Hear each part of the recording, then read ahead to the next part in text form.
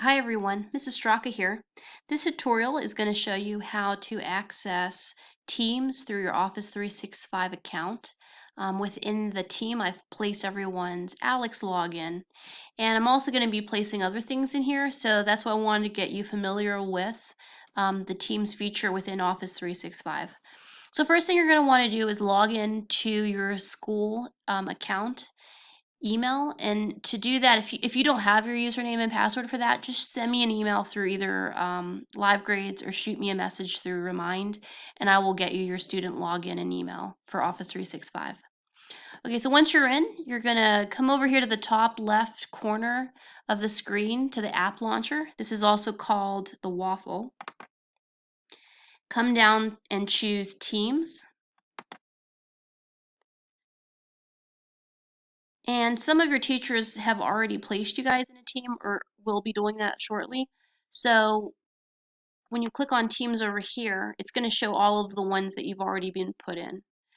Click on Math3TR, and here in the center of the screen, choose Class Notebook.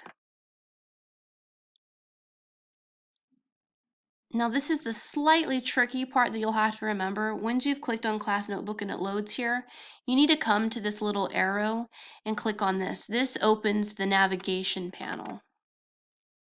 And then you're going to see some of the same things that you're seeing here. So collaboration space, content library, you should see.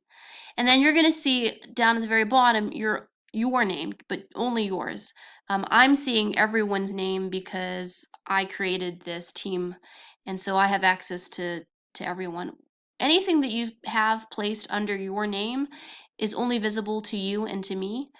Anything that you might place under the collaboration space here, this is visible to anybody in the class. So I'll be putting some things available for everyone to see, and sometimes I'll just be placing things for only you to see.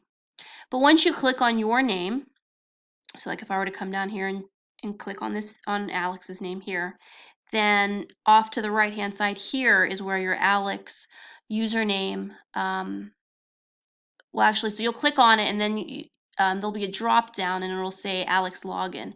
And then here off to the side is where you'll see the Alex username and password. So hopefully this is pretty clear for you. If you have any issues getting into this, again, just send me a message and I'll make sure you get set up.